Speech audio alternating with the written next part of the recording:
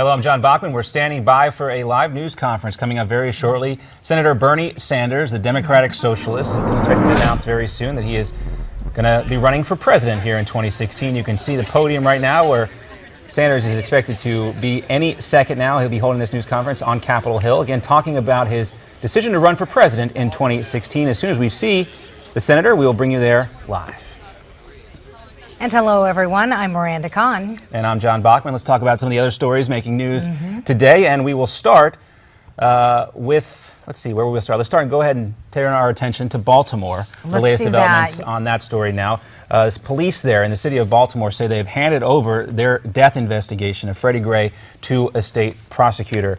Meantime. And we're also going to be talking to Dr. Ben Carson about that to get some of his reaction, or actually air some of his reaction to what's going on there. That's right. There's also new questions now, Miranda, about how Freddie Gray died based on a report in the Washington Post. They are citing another prisoner who was in that same police van as Freddie Gray, saying that Gray was banging against the walls, perhaps trying to injure himself. But here's the thing. That prisoner could not see Gray. They were separated by a metal partition. He could only hear what was going on. A lot of controversy surrounding that report. And again, as we mentioned, Dr. Ben Carson is no stranger to Baltimore, working once as the chief of pediatric neurosurgery at Johns Hopkins Hospital. Aside from the looters and rioters, he says he's proud of some of the citizens of that community. A lot of the men, they came out and they stood between the crowd and the police to prevent, hostile interactions from taking place. Those are the kind of people that I'm familiar with in Baltimore. People who actually think and take responsibility. At 10 o'clock last night, when that curfew took effect, police say the streets were almost completely clear. We also expect an announcement soon from Carson on his possible presidential plans for 2016. And Carly Fiorina is also expected to announce her decision about running for president early next week. And you can stay with Newsmax TV and Newsmax.com for the very latest 2016 presidential developments. That's right, Miranda. Things certainly have calmed down in Baltimore, thanks to people like Dr. Carson just talked about. But in New York, things got a little loud last night. Hundreds of protesters out there for the death of Freddie Gray, protesting in the streets. This started in Union Square and then spread across lower Manhattan. Groups went in several directions. One blocked the entrance to the Holland Tunnel. About 100 people were arrested in scuffles with police. New York City's Mayor Bill de Blasio says if people want to protest, that's fine, but they must keep it peaceful. That looks like Times Square there. Further uptown at Columbia University, Hillary Clinton called for reforms to what she calls a criminal justice system that's out of balance. She also says she wants to end the era of mass incarceration, perhaps another change in policy for Hillary. In a 1994 interview with C-SPAN, she talked about a crime bill that President Clinton was trying to pass through.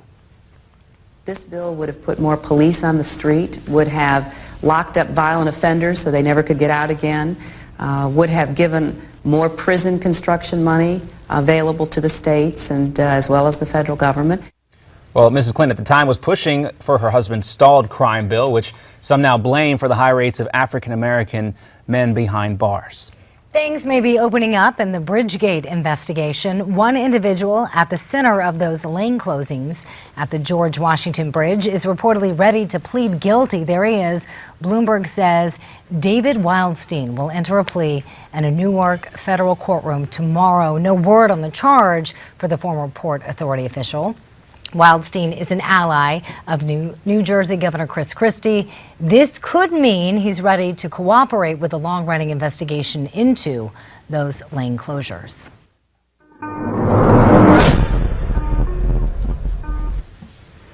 Just 5 days after the earthquake that killed more than 5,500 people in Nepal, and there is still some miracles being seen. An 18-year-old manages to dig out of the rubble of a 7-story building in Kathmandu. An American team was there helping him dig out. It's what we call an entombment. So he wasn't specifically crushed, but what he was inside of a box with heavy concrete all around him. Ambulance raced away. As you can see, the crowds just celebrated an all too rare, bright moment. Since Saturday's earthquake, there have been dozens of strong aftershocks, and there are some fears another big quake could soon come. It looks like North Korea's leader is skipping what would have been his first trip overseas after taking power.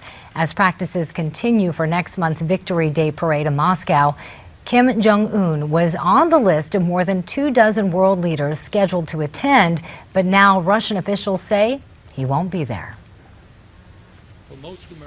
All right, let's take a listen in. Bernie Sanders now at the podium, expected to make his 2016 presidential run announcement. In inflation-adjusted income, they're earning less money than they used to years ago, despite a huge increase in technology and productivity. So all over this country, I've been talking to people, and they say, how does it happen? I'm producing more, but I'm working longer hours for lower wages. My kid can't afford to go to college. I'm having a hard time affording health care. How does that happen? While at exactly the same time, 99% of all new income generated in this country is going to the top 1%. How does it happen that the top 1% owns almost as much wealth as the bottom 90%? And my conclusion is that that type of economics is not only immoral, it's not only wrong, it is unsustainable. It can't continue. We can't continue having a nation in which we have the highest rate of childhood poverty of any major nation on earth at the same time as we're seeing a proliferation of millionaires and billionaires. So that's the major issue. The major issue is how do we create an economy that works for all of our people rather than a small number of billionaires. And the second issue, directly related, is the fact that as a result of the disastrous Supreme Court decision on Citizens United, we now have a political situation where billionaires are literally able to buy elections and candidates. Let's not kid ourselves. That is the reality right now. So you got the Koch brothers and other billionaire families now prepared to spend hundreds and hundreds of millions of dollars in elections to buy the candidates of their choice, often extreme right-wing candidates. I'm the former chairman of the Senate Veterans Committee, and I can tell you I don't believe that the men and women who defended American democracy fought to create a situation where billionaires own the political process. That's a huge issue that we've got to deal with. Right now, in terms of issues, we have a Republican Party with virtually few exceptions that does not even recognize the reality of climate change, let alone that it is caused by human activity, let alone that the scientific community tells us this is the major global environmental crisis that we face. And I want to see this nation lead the world in transforming our energy system away from fossil fuel to energy efficiency and sustainable energy. Real unemployment in America is not 5.5%. If you include those people who have given up looking for work, people who are working part-time when they want to work full-time, real unemployment is 11%. We need to create millions of jobs, and the best way to do it is to rebuild our crumbling infrastructure. And I've introduced legislation to do just that, create and maintain 13 million jobs. In my state of Vermont and throughout this country, young people, bright, young, able to keep kids, cannot afford to go to college, and others are leaving school deeply in debt. In Germany, countries around the world, they understand that you tap the intellectual capabilities of young people, you make college tuition in public universities and public colleges free. That's my view as well. So there are enormous issues facing this country. Now let me conclude by saying this, and I say this to the media.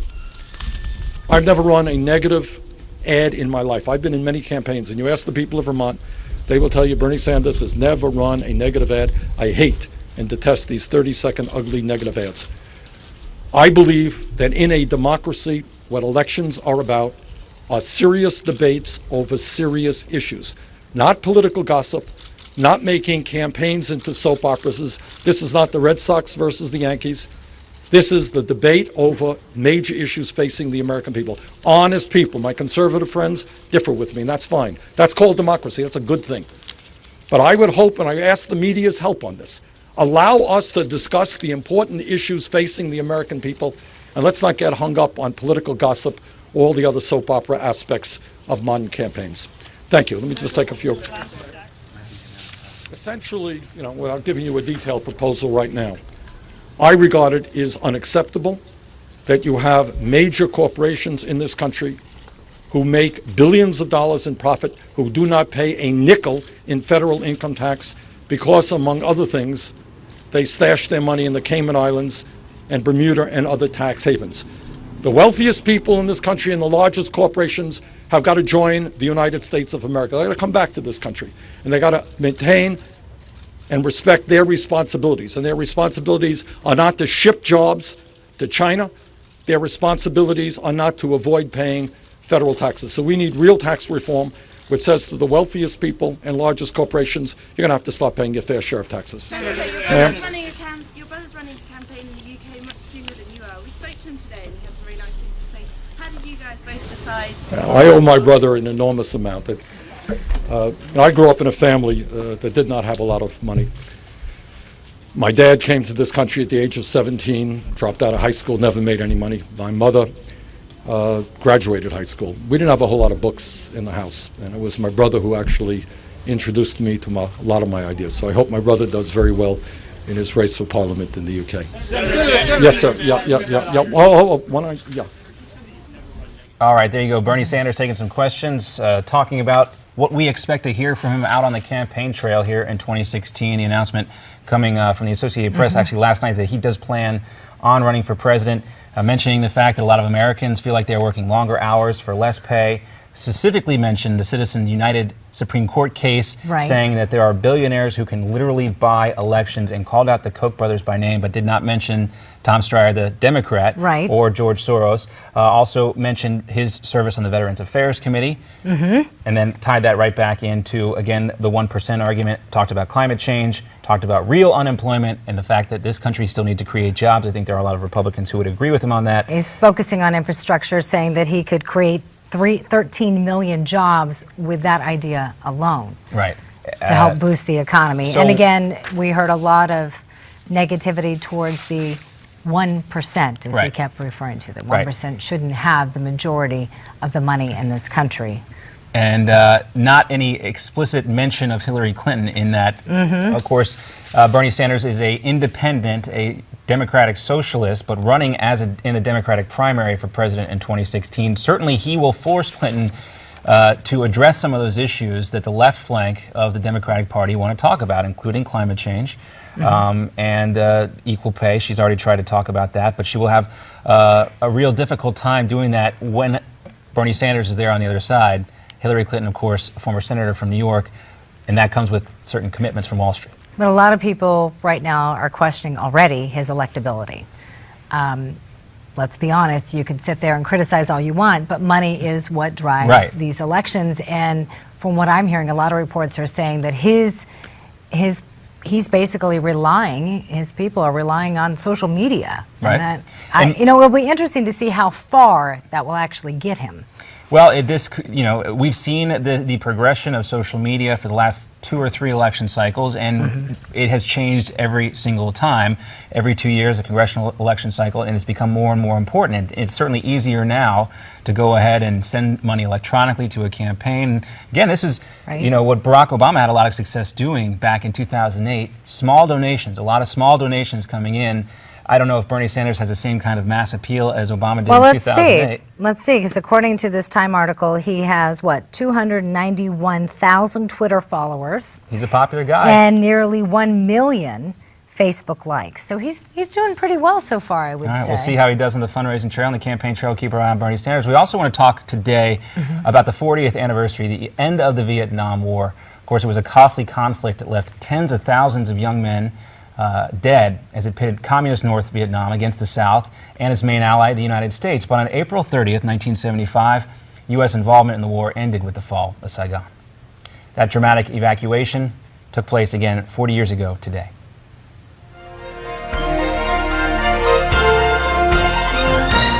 When Saigon, the capital of South Vietnam, fell on the 30th of April, 1975, America's long conflict there may have ended. But it took decades for the nation to heal its wounds. In 1973, President Nixon orchestrated the Paris Peace Accords, bringing to an end America's involvement in the Vietnam War. America's POWs returned home, and all seemed well, until March of 1975, when Senator Ted Kennedy led Congress in cutting off all aid to South Vietnam. Within weeks, Communist North Vietnam reneged on the peace accords and invaded their neighbors to the south. Without U.S. support, South Vietnam fell to the Communists, and throughout South Vietnam, a bloodbath ensued as hundreds of thousands of South Vietnamese who had backed the U.S. were massacred. Empowered by the events in Vietnam, Communists in Laos and Cambodia soon toppled their pro-Western regimes, and Southeast Asia became a killing field, with the genocide of an additional 2 million people. You're watching An American Moment on Newsmax TV. Of course, a lot of commemoration about that event taking place today. I saw something that Time magazine actually posted on their website, I guess time.com. A staffer there remembering his final days in Saigon. His name was Roy Rowan. I guess the code word for the evacuation of Saigon was White Christmas. And Rowan writing there, I remember waking up at 3 in the morning to hearing White Christmas and wondering what the hell it was going to be like trying to walk out of that place.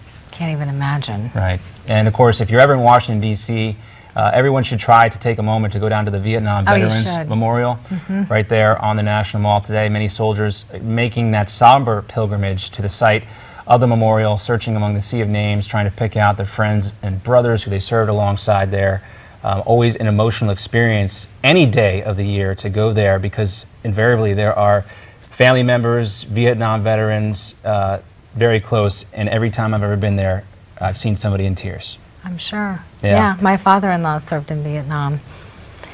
In Vietnam, though, right now, the country's prime minister is using this anniversary to speak on what he calls barbaric crimes committed by the U.S.